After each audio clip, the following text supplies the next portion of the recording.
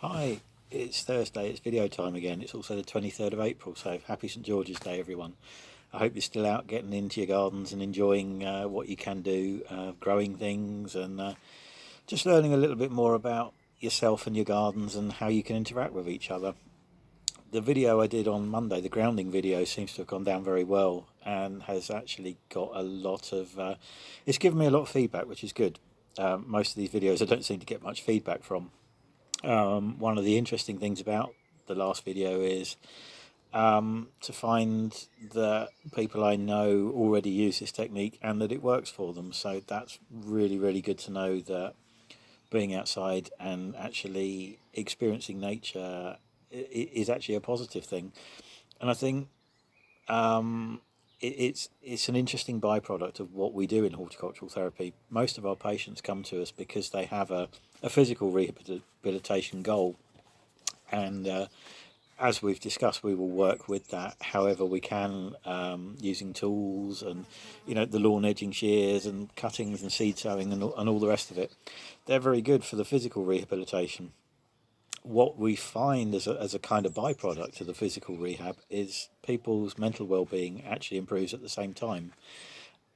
Some of our patients are referred to us for kind of mental health issues and well-being issues. Mindfulness is another key thing that's big at the moment, and horticulture lends itself, being out in the natural world, lends itself really well to mindfulness. And I think it's increasingly becoming a very powerful tool within rehabilitation, which is good. Horticultural therapy works very well in that its setting is generally very informal, and it's a very safe environment. At Headley Court, we used to have the old Victorian garden, which was a walled garden. So it was completely surrounded by walls or hedges, and that was brilliant because it was a very safe environment for people to be in. There was only one way in and one way out, so if somebody had issues with hypervigilance or anything like that, they were safe. They could see who was coming in the garden. Obviously, by virtue of the fact that we are working with serving military personnel, there will be people who are dealing with on a daily basis things like post-traumatic stress disorder, anxiety, often quite extreme anxiety, and hypervigilance issues.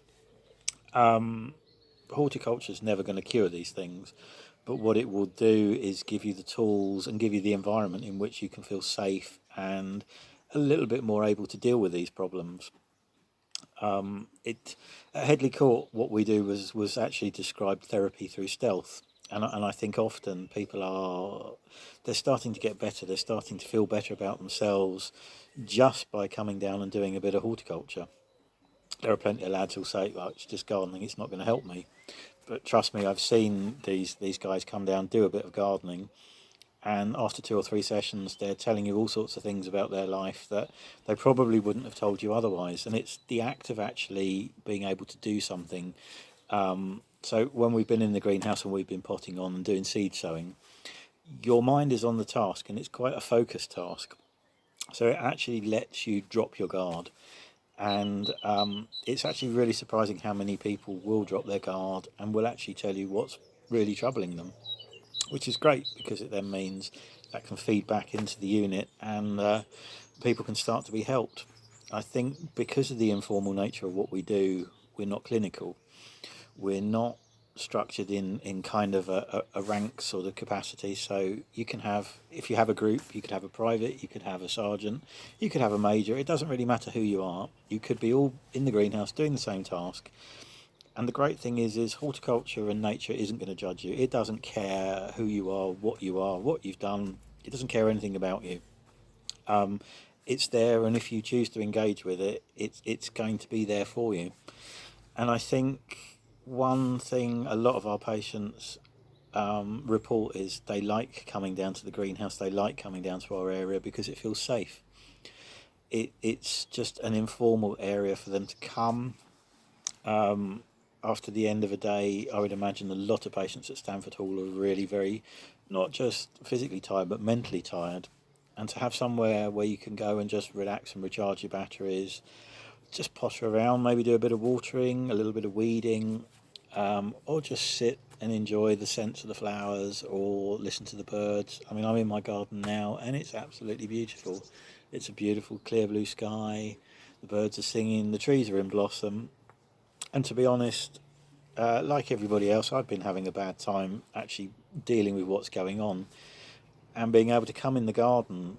The colour green is actually naturally a very it has a calming effect on you.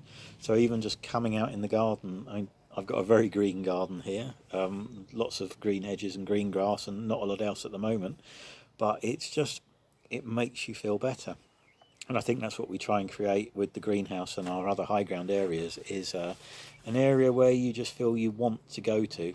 And in fact, a lot of patients will go to the high ground areas outside of an evening time. They'll take their families there. And all of this is a byproduct of what we're actually setting out to achieve. So I think you can't underestimate how powerful horticulture, or not just horticulture, but go for a walk in the fields, go for a walk in the woods. All of these places they're natural, they're very real, and go for a walk in the woods. The trees aren't going to judge you. They don't care who you are. You could sit and talk to them, and if that's a way of helping you get something off your chest and be able to deal with it, then go and talk to the trees. They're not going to mind. This might all sound a bit peculiar, but this is how horticulture and gardens and plants can actually help. In terms of quantifying it, it can be quite difficult, but I've seen many patients who've come and gone, and they've come in very, very angry, very troubled, very disturbed, and they've left happy, they've left content, they've left with a new skill. Some may have offloaded what's troubling them, some may not, but it's all about the environment. And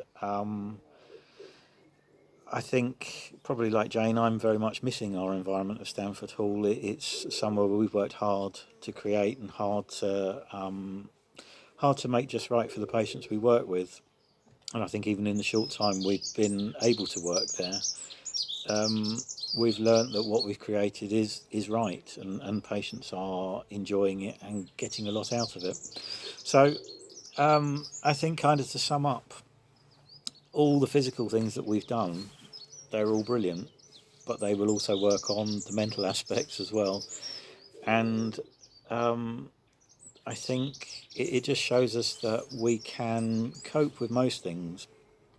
It gives us skills to deal with things, because if you're feeling very stressed, like I mentioned with my colleague with the rosemary or lavender or whatever it was in the previous video, that connection with nature can sometimes be the difference between a full-on panic attack and a sort of a mere moment. So find something in your garden that you like, or if you haven't got a garden, grow something in a window box that makes you feel calm, or find a local tree that you associate with and you feel comfortable with, and just learn to enjoy it, I think. And so this has been a bit of a strange video, and maybe I've been rambling a little bit, but it's just trying to highlight that horticultural therapy can work in many ways, and sometimes they're working in ways that even we don't expect, and people will suddenly disclose all sorts of things to us that we can report back to